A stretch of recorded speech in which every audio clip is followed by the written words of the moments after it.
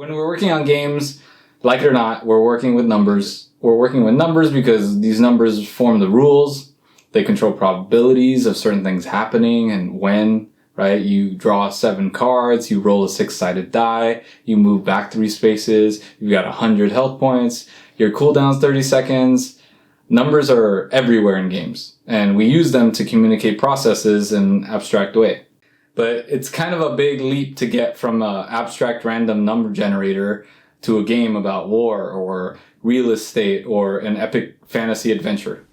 And a lot of the time we do that with art, with music, with narrative.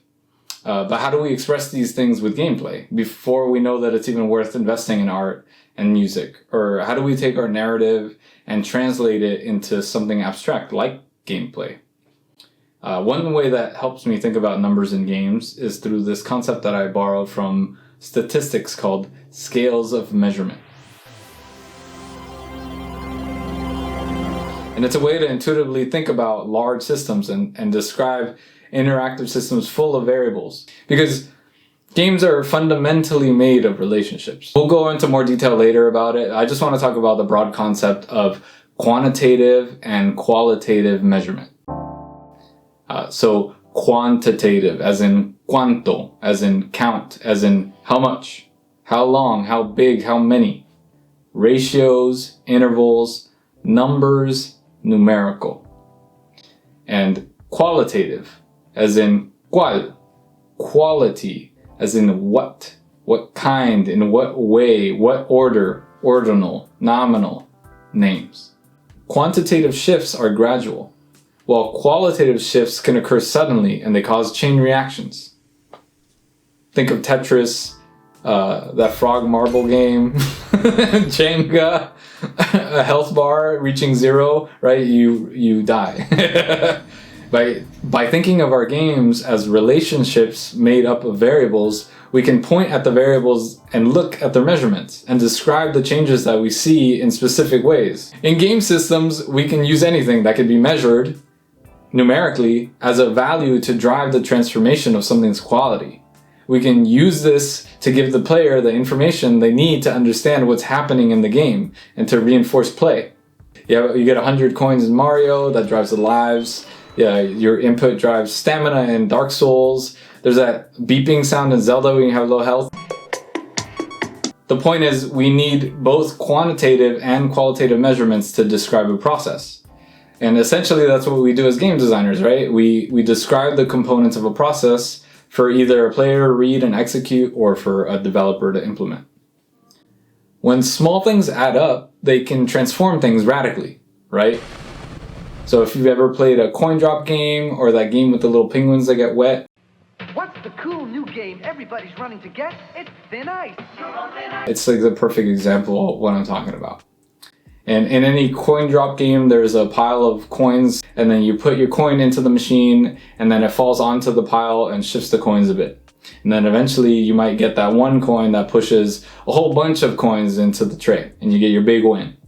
So we have this quantitative process of each coin going in that leads to this qualitative shift. And if you've ever designed a game at all, this is all pretty intuitive, right? Like input driving state changes, it's not a groundbreaking concept. But as a lens, it lets me take something from real life and then quickly derive an analog. Like, have you ever heard a cricket and then when you go look for it, it stops making a sound? That's a qualitative shift driven by my distance from the cricket and a correlation between whether I'm moving or not and whether the cricket chirps or not. That's a if-then, right? Those are parameters. I can answer concrete questions like, how close to the cricket do I have to be before it stops chirping? How long do you have to stay still before it starts to chirp again?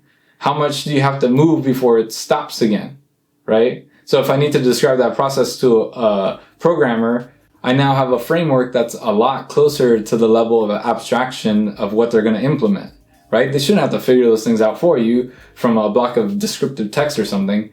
Or even more importantly, right, if your rules are going directly to your player for a board game or something. But you can't get any wood unless you have the magical feather. The instructions need to be simple and clear enough that the player will enforce it themselves. And these kinds of relationships tend to be pretty clear. And there's a few good ways to describe individual variables so that we can understand the relationships. There's 4 scales of measurement.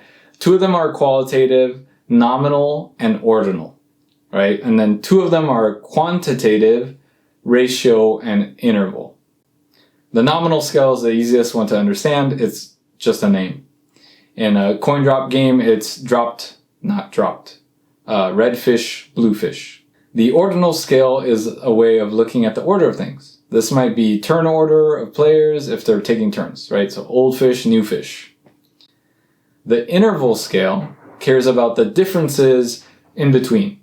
How many coins until it drops. Finally, if we care about 0, we use the ratio scale.